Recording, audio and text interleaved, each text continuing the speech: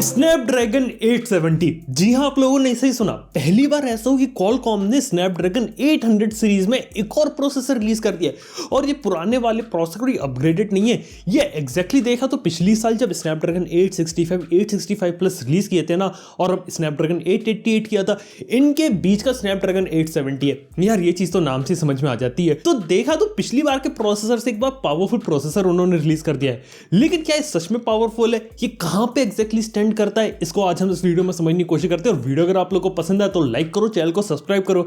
ऐसे कमाल कर इन्फॉर्मेटिव वीडियोस आपको यहाँ बहुत सारे देखने को मिलेंगे। लेकिन सबसे पहले बात करें हाल फिलहाल कैसे होता था। हर साल क्वालकॉम क्या करती थी, स्नैपड्रैगन 800 सीरीज में अपने एक प्रोसेसर निकालती थी और एक 700 सीरीज में निकालती थी।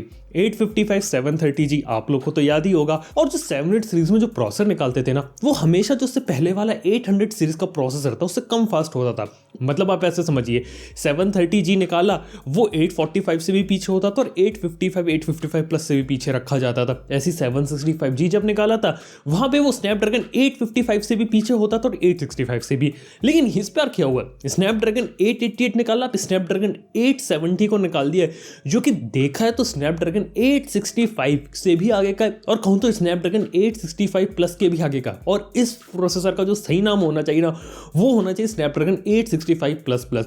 पर आखिर ऐसा है कि और किन फोन में देखने को मिलेगा, पीछे का लॉजिक है, सब समझते हैं। तो सबसे पहले बात करते हैं, इसके अंदर आपको जो ट्राई आर्किटेक्चर देखने को मिलता है, यानी कि जो 3 सेट होते हैं कोर्स के, वो देखने को मिलते हैं। यहाँ की बात की जाए तो यहाँ पे आपको 4 कॉर्टेक्स A55 आर्किटेक्चर के 1.8 गीगाहर्ट्ज के कोर देखने को मिलते हैं। फिर 3 कोर देखने को मिलते हैं कॉर्टेक्स A77 आर्किटेक्चर के, जिनके अंदर जो क्लॉक स्पीड है वो है 2.4 गीगाहर्ट्ज। जी हाँ, ये एग्जैक्ट सेम स्नैपड्रैगन 865 प्लस 888 और 870 में तीनों ही सेम देखने को मिलते हैं। लेकिन जो हाई परफॉर्मेंस कोर है ना, वहां पे डिफरेंस है। जैसा आप लोगों को याद होगा ना, स्नैपड्रैगन 888 में कॉर्टेक्स X1 कोर को यूज किया गया था, यहाँ पे कॉर्टेक्स A77 को यूज किया जा रहा है। लेकिन यहाँ पे क्लॉक स्पीड सबसे ज्यादा देखने को मिल रही है, और वो है सिंगल कोर की जो क्लॉक स्पीड है ना, वो है 3.2 गीगाहर्ट्ज। जी हाँ, आप लोगों ने सही सुना। और एक बात बताऊं आप लोगों को, 3.1 गीगाहर्ट्ज क्लॉक स्पीड देखने को मिलती थी मैक्सिमम स्नैपड्रैगन 865 प्लस में। यानी कि इन्होंने क्या किया कि स्नैपड्रैगन 865 प्लस जो था, उसके अंदर एक कोर की क्लॉक स्पीड थोड़ी से ज्यादा बढ़ा के उसे नए पैकेज में बेचना चालू कर दिया। कुछ इसी टाइप की कहानी है। मतलब पहले क्या होता था कि स्नैपड्रैगन 865 वो रिलीज करते थे, फिर 10% उन्होंने बूस्ट करके स्नैपड्रैगन 865 प्लस बना दिया। और उसके बाद क्या हुआ, उसके अंदर थोड़ा सा बूस्ट और ले आए, जो कि 10% से थोड़ा सा और कम मैं मानूंगा उसे। लेकिन क्या हुआ कि उसकी क्लॉक स्पीड थोड़ी सी बढ़ाते उसे 870 नाम से बेच रहे। और एक और इंपॉर्टेंट बात ये कि ये जो दोनों चिपसेट है ना, 865 सीरीज और 870, ये 7nm की टेक्नोलॉजी पे बेस्ड है, जबकि 888 5nm की टेक्नोलॉजी पे बेस्ड है। इसका मतलब ये है कि बेसिक लैंग्वेज में बताता हूँ, जो परफॉर्मेंस होती है डे टू डे टास्क की, वो ऑलमोस्ट तीनों ही चिपसेट्स में सिमिलर देखने को मिलेगी।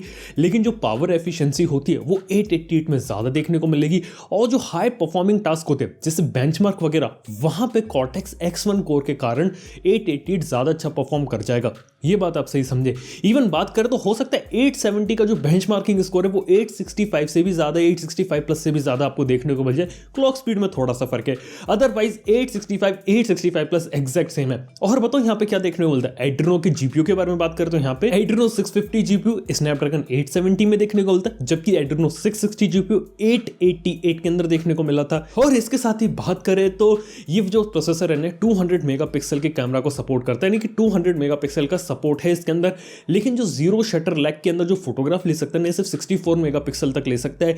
उसके बाद जो पोस्ट प्रोसेसिंग वगैरह होती है ना, वो अच्छे से नहीं कर पाएगा। यानी कि 200 मेगापिक्सल के कैमरे का सपोर्ट है, लेकिन जो मैक्सिमम रिजोल्यूशन में जीरो शटर लैग में जो फोटो है ना, वो से 64 ले सकता है। ये सेम स्नैपड्रैगन 865 जैसी ही है, और स्नैपड्रैगन 888 में 84 मेगापिक्सल हो जाती है।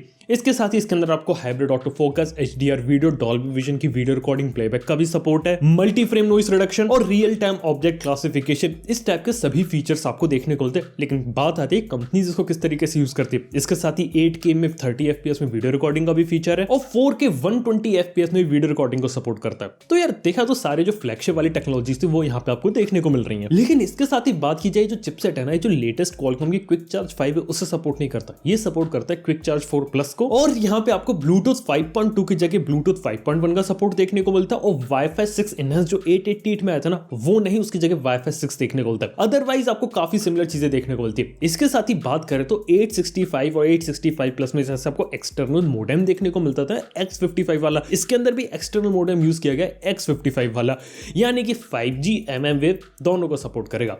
अब बात आती है कि मतलब स्नैपड्रैगन 865 ही था, थोड़ी सी क्लॉक स्पीड बढ़ा के वही पुराने प्रोसेसर को दोबारा से रीबैच करके क्यों लॉन्च किया? इससे पहले क्वालकॉम ने कभी किया नहीं, और 800 सीरीज में एक और प्रोसेसर।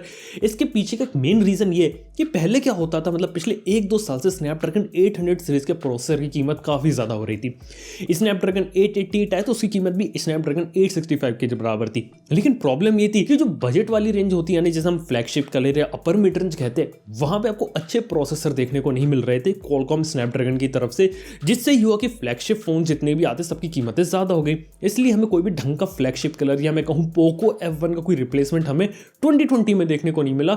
रियलमी ने भी कोशिश करी, लेकिन वो स्नैपड्रैगन 855 ला के कोशिश करी थी उन्होंने, और एक आईकू कंपनी थी स्नैपड्रैगन 865 ला के सबसे कम कीमत में प्रोवाइड करने की कोशिश करी थी।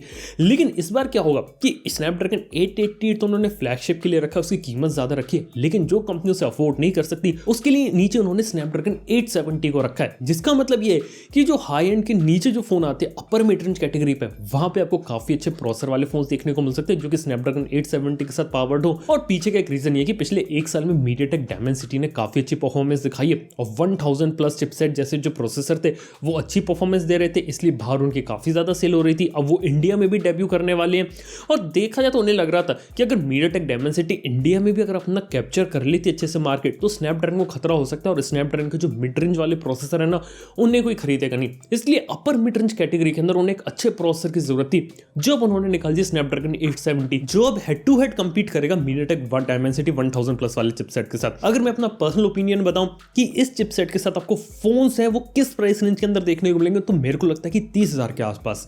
मेरे को क्या लग रहा है कि 40,000 है, उसके ऊपर स्नैपड्रैगन 888 अच्छे से चलेगा, लेकिन 40,000 के नीचे 30,000 के आसपास की जो रेंज होती है, वहां पे स्नैपड्रैगन 870 बहुत ही जबरदस्त चॉइस हो सकता है। ये बात आप मान के रखिए।